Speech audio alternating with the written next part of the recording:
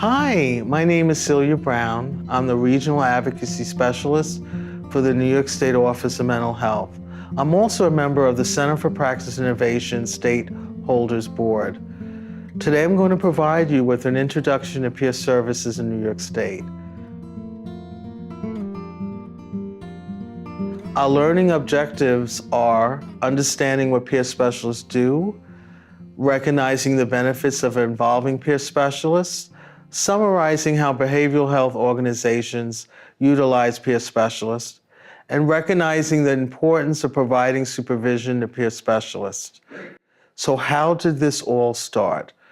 Well, it started with the consumer survivor movement.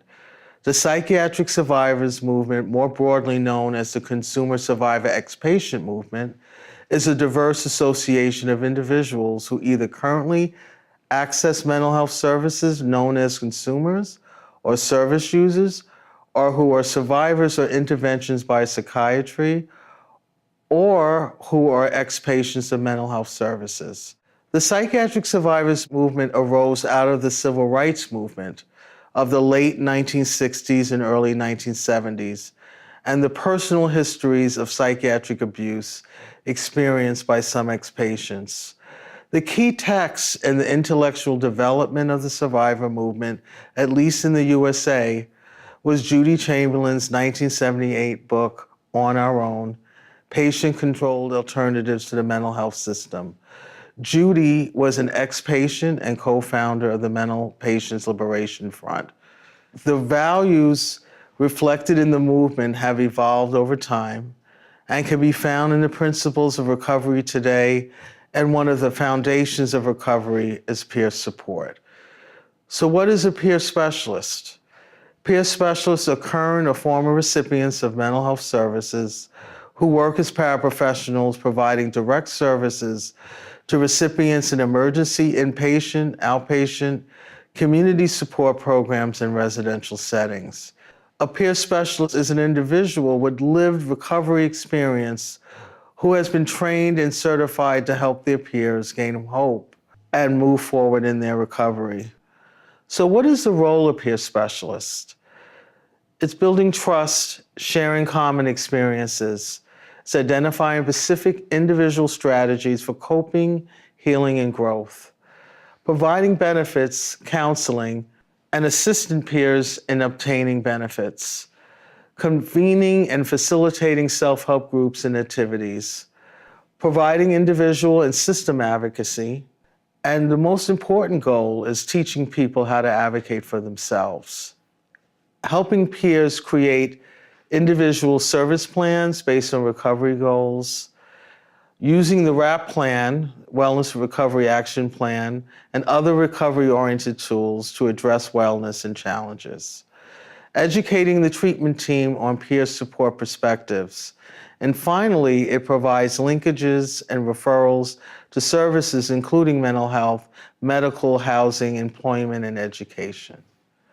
Here are some important research findings concerning the benefits of involving peer specialists. The integration of peer specialists into intensive case management programs led to enhanced quality of life for consumers and more effective case management. Clients served by teams with peer specialists demonstrated greater gains in several areas of quality of life and overall reduction in major life challenges. One-to-one peer support with people who have co-occurring disorders of mental illness and substance use was found to result in fewer hospitalizations, improved social functioning, reduced substance use, and improved quality of life among participants. Research has also shown that peer support plays a part in reducing the overall need for mental health services over time. And beyond the research, consumers tell us that they benefit from the involvement of peer specialists in the following ways: by sharing their stories and life experiences to inspire hope, by sharing their knowledge of the service system, healing, and recovery, by having the ability to create an immediate connection with their peers, with role modeling and peer support, by providing information and access to peer-run services, by guiding people in accessing community resources and services, and demonstrating the ability to be patient, encouraging, and supportive. There are also benefits to organizations of involving peer specialists. These include dedication and commitment to work, unique perspectives and contributions to the team or organization, role modeling, providing living proof that people can recover, assisting the organization in identifying specific individual coping strategies to prevent crisis situations, supporting the use of recovery language by reminding organizations to minimize the use of labels and diagnoses that are impersonal for individuals seeking help, and assisting clients in creating their own individual wellness and recovery plans, such as WRAP, Wellness Recovery Action Plan. Now, in my experience, building relationships with recipients is based on trust. I found that sharing my personal recovery stories and instilling hope shows recipients and consumers that recovery can happen. I have also found that it's important to encourage consumers to become more involved in their own health and recovery planning. Representing clients in staff meetings, treatment discussions, focusing attention on clients' interests and strengths, challenging stereotypes by demonstrating to non-peer staff that recovery is possible, and using recovery-oriented tools to help consumers address challenges. Here are some ways in which organizations can prepare to welcome peer specialists into their workforce. Considering the advantages of having peers on staff, developing clearly defined job descriptions, having a clear understanding and a defined expectation of the unique role of peers, providing ongoing trainings on the role of peer staff for administrative and direct care staff, including supervisors, and providing supervision and ongoing support for peer specialists.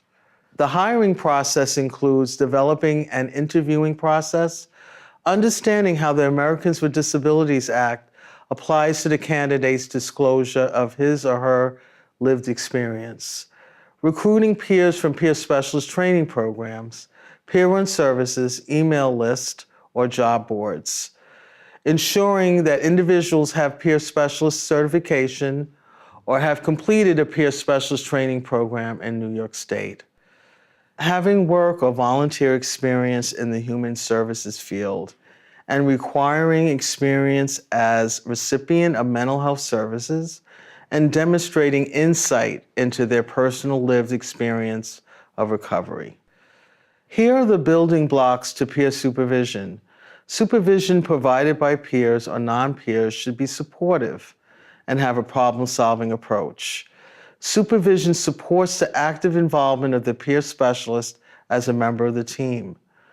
A relationship built between the supervisor and the peer works well with open communication, support, and continuous feedback. Peers thrive under supportive work conditions that provide structure, flexibility, and supervision that responds to unique challenges of their jobs. Peer supervision fosters professional growth in an environment that honors their contribution as peers. Supervisors should have regularly scheduled meetings with peers. Supervision can focus on hours and workloads, interactions with colleagues, quality of work, challenges, resource development, and training and mentoring. In summary, a peer specialist is an individual with lived recovery experience who has been trained and certified to help their peers gain hope and move forward in their recovery. Peer specialist tasks are many and include advocacy for others and ultimately teaching people how to advocate for themselves, identifying individual strategies, facilitating self-help activities, and educating treatment teams about recovery and peer support. And research and experience have found that there are many benefits of involving peer specialists for consumers and organizations. I'm Celia Brown. Thank you so much for your attention.